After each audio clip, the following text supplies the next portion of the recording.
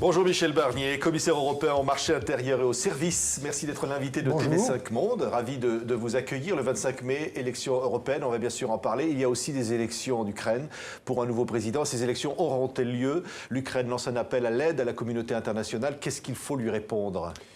Il faut l'accompagner dans ce processus démocratique parce que c'est la démocratie qui va permettre, par la volonté populaire en Ukraine, de s'exprimer, de retrouver de la stabilité. Et puis il faut aussi qu'il y ait une désescalade. C'était le signal donné le 17 avril par la réunion à Genève des Russes, des Américains, des Européens, Catherine Ashton, et des Ukrainiens. C'était le signal de la désescalade. Il faut maintenant que tout le monde respecte, les Russes en particulier, cette volonté de désescalade et qu'on laisse la démocratie s'exprimer. Et moi je pense que si on ne le comprend pas, il faudra sans doute de nouvelles sanctions économiques cette fois-ci, parce que ce que craignent les Russes par-dessus tout, ou ce qu'ils peuvent craindre, c'est mon expérience d'ancien ministre des Affaires étrangères qui me le fait dire, c'est le risque de l'isolement. L'isolement politique, l'isolement financier. On n'a pas fait assez, c'est ce que vous nous dites aujourd'hui, M. Barnier? Je pense qu'il faut qu'on revienne à la table de négociation. On sortira de cette crise ukrainienne, pas par une intervention militaire, mais par la politique, par le dialogue et le débat politique entre pays responsables. Et la Russie a une responsabilité, elle est membre du Conseil de sécurité, et je ne vois pas son intérêt d'avoir de l'instabilité à ses frontières, comme celle qui est entretenue aujourd'hui, ni d'être isolée, y compris au Conseil de sécurité. Donc, s'il faut utiliser cette arme de l'isolement, ou cette menace de l'isolement, alors il faudra le faire, mais j'espère qu'on ne sera pas obligé d'en arriver là. Je rappelle simplement qu'il y a des leçons à tirer, pour nous, Européens, puisqu'on parle de l'Europe, une politique étrangère, solide, crédible, en parlant d'une seule voix. Une vraie politique étrangère européenne, ça fait partie des propositions que vous faites dans ce livre. Oui, sur la base du travail que fait ma collègue. Aujourd'hui, il n'y a pas de politique étrangère commune. Il y a un début de politique étrangère, mais on voit bien qu'on affronte beaucoup de crises. Il y a quelques années, le départ de Saddam Hussein en Irak, la crise libyenne, la crise égyptienne, ce qui se passe en Syrie. On aborde toutes ces crises le dos au mur, dans l'urgence, sans avoir anticipé. Et donc, ce que nous sommes en train de faire à Bruxelles, avec Catherine Ashton, c'est un lieu de culture diplomatique commune. Ça, c'est la première leçon. Et puis la deuxième leçon, c'est l'indépendance énergétique. C'est aussi un des chapitres de mon livre. Il faut qu'on réduise notre dépendance, qu'on ne soit plus dépendant des Russes, qui d'ailleurs vendent 65% de leur gaz et de leur pétrole aux Européens. Il faut réduire cette dépendance, et ça aussi, c'est quelque chose dont la Russie devra tenir compte. Alors, vous voulez également la création d'un observatoire européen pour les investissements directs étrangers en Europe. On voit le dossier Alstom aujourd'hui, on voit combien le gouvernement français a du mal, joue peut-être la montre pour résoudre ce problème. Il faudrait faire quoi? Ce n'est pas à moi de dire si c'est la proposition de General Electric ou de Siemens qui est la meilleure. C'est une négociation entre industriels d'abord pour l'emploi, pour l'avenir de cette entreprise très importante pour la France. Mais il y a des leçons à tirer. Et on voit bien que le marché d'Alstom ne peut pas être seulement un marché national.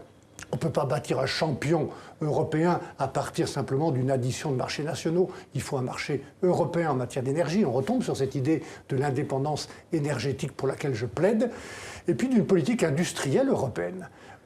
On a eu la volonté d'une politique agricole européenne. Et c'est ça qui a permis, grâce au travail des paysans, de sauvegarder la souveraineté alimentaire de l'Europe depuis 50 ans. Pourquoi on n'aurait pas la même audace aujourd'hui?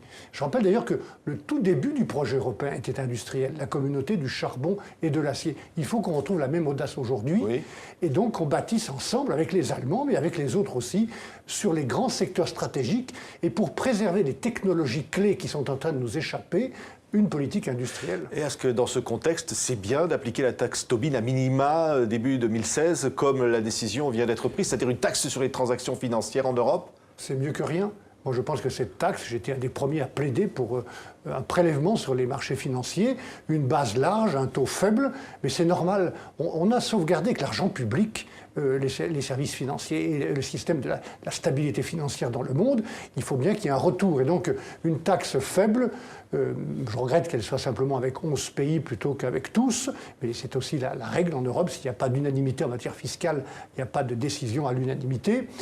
Tous ensemble, je pense que cette taxe, elle est économiquement raisonnable et supportable, elle est politiquement et moralement juste. Oui, alors il y a Laurent Wauquiez, qui n'est pas tout à fait sur la même ligne que vous à l'UMP concernant l'Europe, on l'a bien compris, il est beaucoup plus critique que vous encore, qui sollicite Nicolas Sarkozy, il lui demande d'intervenir avant les élections européennes. Vous dites, comme lui, il faudrait que Nicolas Sarkozy prenne la parole? C'est à Nicolas Sarkozy de juger du moment et du sujet sur lequel il doit intervenir. En tout cas, ce que je sais, pour avoir été son ministre et rester fier de l'avoir été, c'est qu'on a besoin de son expertise, de son analyse, de son énergie.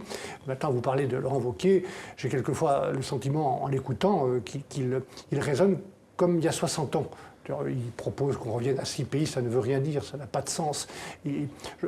J'aimerais bien que dans mon propre... Il dit aussi que François Hollande n'a pas parlé d'Europe hier. C'est pas vrai non plus. François Hollande a répondu à des questions, comme je le fais maintenant avec vous, et ça dépendait des questions, mais il a parlé de la taxe sur les transactions financières, il a parlé de la stabilité de la zone euro, il a parlé de l'union bancaire, que d'ailleurs j'ai bâti pour les ministres, pour les chefs d'État et pour le Parlement européen depuis 2 ans. Donc voilà ce que je peux dire. On n'a pas besoin de surenchère anti-européenne actuellement, on n'a pas besoin de courir derrière les populistes, ils courront toujours plus vite que nous. On a besoin de débat, on a besoin de dire la vérité. Et la vérité, j'ai essayé de la dire dans ce livre, avec mon expérience et mes convictions.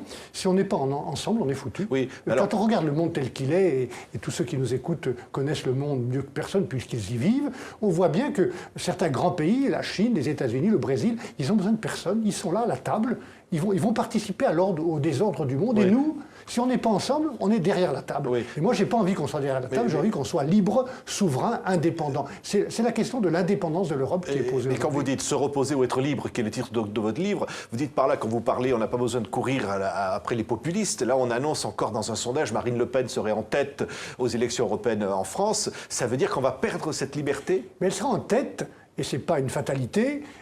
Si je puis dire, je crois que c'est possible qu'elle ne le soit pas et que l'UMP soit devant, mais elle peut être en tête si ceux qui croient dans le projet européen et qui veulent le changer en même temps, et j'en fais partie, rasent les murs, ont l'Europe honteuse, ou alors ici ils courent derrière Mme Le Pen ou M. Mélenchon. C'est ce qui se passe en ce moment. Mais quelquefois j'ai le sentiment qu'il y a une sorte de surenchère, et c'est pas ça qu'il faut. Les Français, ils sont intelligents, le peuple est intelligent, plus intelligent que certains hommes politiques, ou certaines femmes politiques ne le pensent. Il faut marcher au milieu de la route, donner les clés et expliquer pourquoi il faut être ensemble, pour rester libre, et en même temps, ce qu'il faut changer, il y a plein de choses à changer à Bruxelles. Il faut moins de réglementation, moins de bureaucratie, à coup sûr, et plus de politique pour l'énergie, pour la population, pour la démographie, pour l'industrie, pour le numérique, pour la défense. Voilà les sujets sur lesquels on a besoin de plus d'Europe, et sans doute d'une Europe différente. Parce qu'on est passé à côté jusqu'ici. Vous dites, M. Barroso n'a pas fait peut-être ce qu'il fallait, il faut changer beaucoup de choses. Vous faites 160 propositions, vous dites, il faut des gardes frontières, il faut un certain nombre de choses. Juste et objectif. José Manuel Barroso, nous avons été ensemble